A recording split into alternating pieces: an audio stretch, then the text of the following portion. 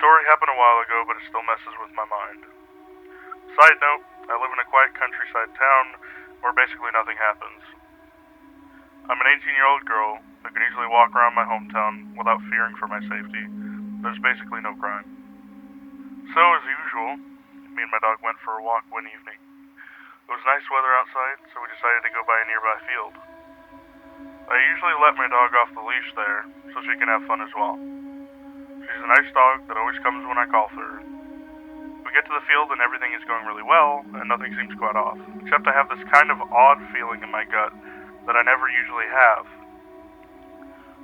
The last time I had the same feeling was when I was 8 years old, and we were driving at night with my family. I had the same feeling, then I told my parents, I feel like something's wrong, you should be careful. They slowed down because I was oddly serious at the moment. A minute after that, a deer came out of nowhere that we would have hit if we had gone the same speed as a minute before. We were all shocked and my mom thanked me. I still remember that like it was yesterday. However, in the field, 10 years later, I get the same gut feeling. Whatever, I think. We roll around the nearby forest until the sun starts to set.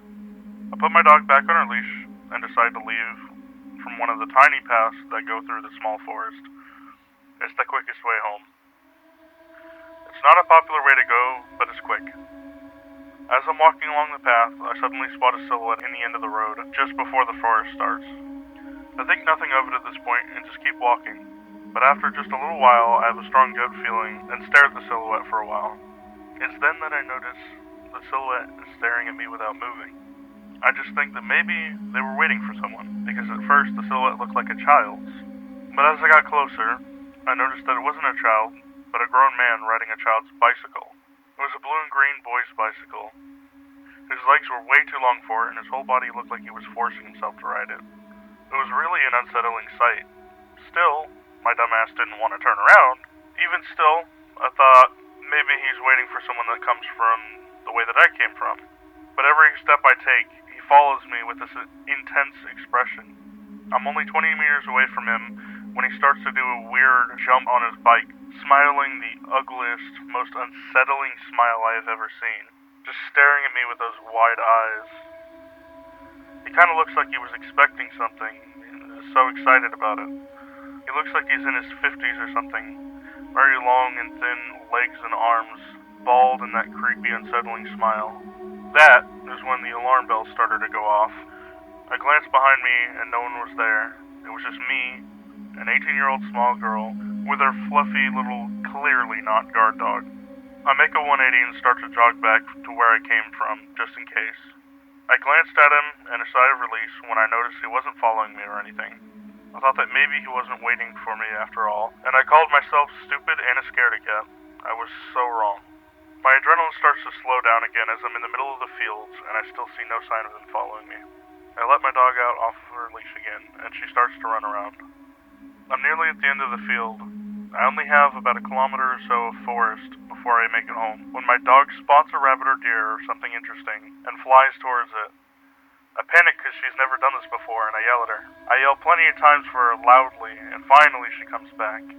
I'm relieved nothing happened to her, but as I put her back on her leash, I notice something from the corner of my eye. The creepy bald guy with long legs on the bicycle. And he's not even looking at the ground or something when he bikes. He's looking at me. Freaking out wasn't enough to express the feeling in that moment. I've never seen a human who looks so crazy. More than crazy. What surprised me was that he was biking through the field. And I can tell you, it wasn't even an easy field to walk through sometimes. It has muddy ponds that you need to jump over. But that psycho just biked through all of them on a child's bicycle. He was struggling a lot to bike, but he somehow managed it. I didn't waste another second. I just started running.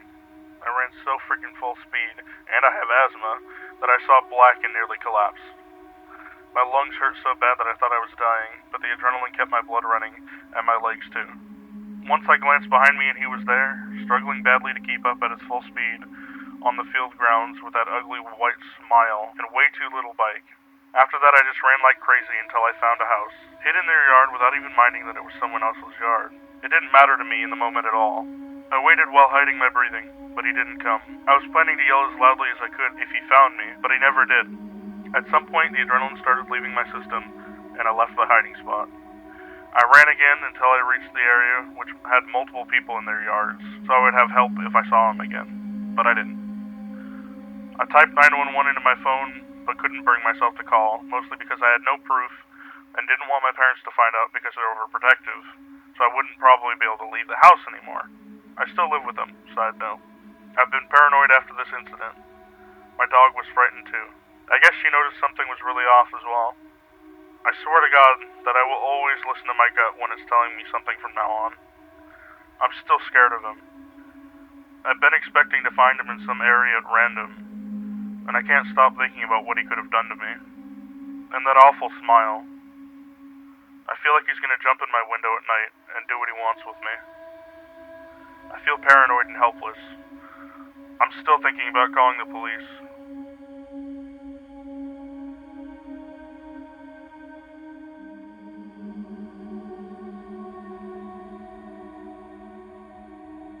I grew up with my dad and brother.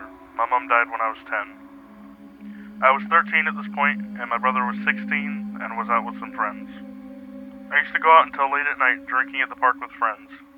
My dad was an alcoholic and always too drunk to know if I was home or not. I had free reign, no rules or boundaries.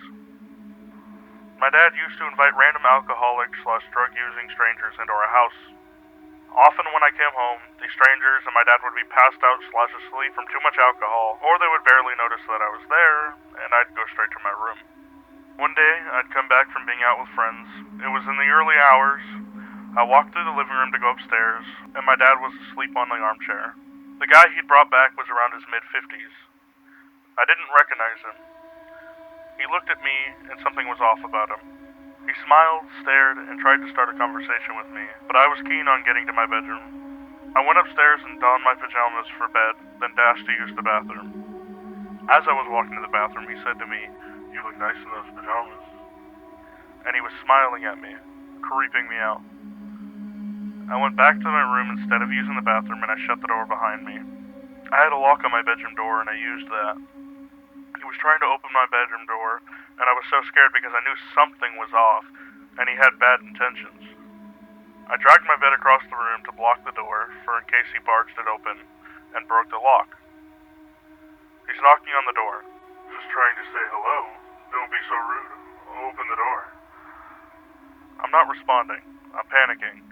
I was a smart 13-year-old, and I knew I was in danger. The bed is blocking the door, and it's still locked. I can hear him pushing against the door, trying to get inside. I open my bedroom window and I scream again and again, "Help! Help! Please!" at the top of my lungs. What I later found out is that my neighbor heard me, and, knowing my dad was an alcoholic, was assuming something had happened to him. He came around, must have seen that my dad is asleep. He comes up to my room, and he's knocking to get in. I can hear his voice, a voice of safety. Although I trusted my neighbor, I'm so shook up that I'm now just sat in the corner of my room in a ball crying, shaking and panicked. He knocks the door open and is pushing it open against the blade of my bed. He came in and checked on me, assuming I must be hurt. He just held me whilst I composed myself and tried to explain what happened. The man is now gone, but I knew he could come back at any time in the future, and my dad was never sober enough for me to have ever explained it to him. This was the final straw for social services, and that night I ended up in the care system. Edit, I ended up living with my auntie until 16. I had it much easier than most.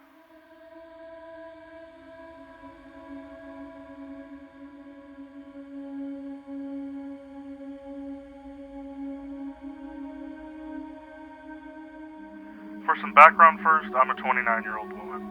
I live in an apartment on the sketchier side of town, so I'm not unaccustomed to strange people pulling up and strange things happening.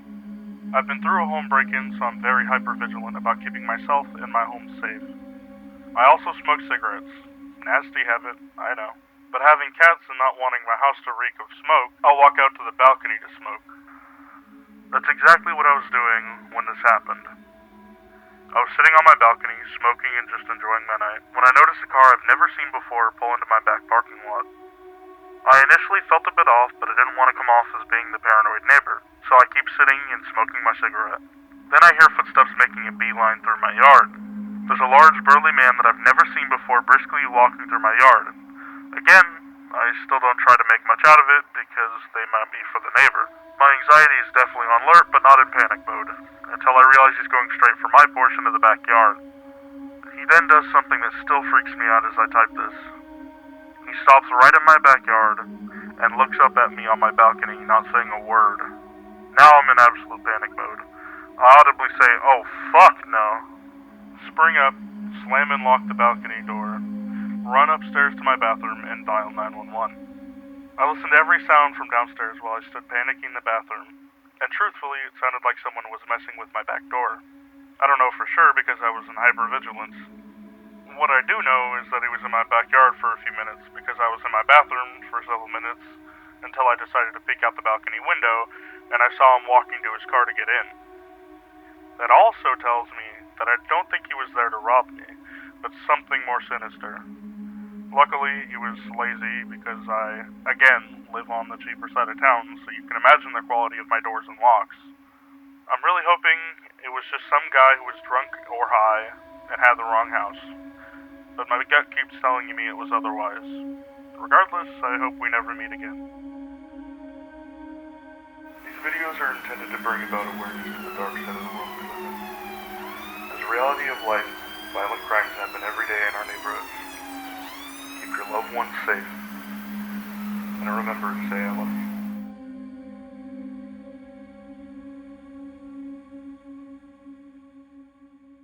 If you liked the video, remember to like and subscribe. And remember, watch your back. Toodaloo.